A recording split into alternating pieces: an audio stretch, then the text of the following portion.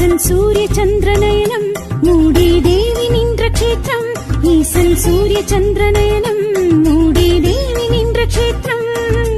ஐந்தனல் வளர்த்ததில் வைத்தனல் பாதம். ஊசி முனையினில் இருந்தனல் கடந்தவமே நெடுந்தவமே அருந்தவமே பெருந்தவமே.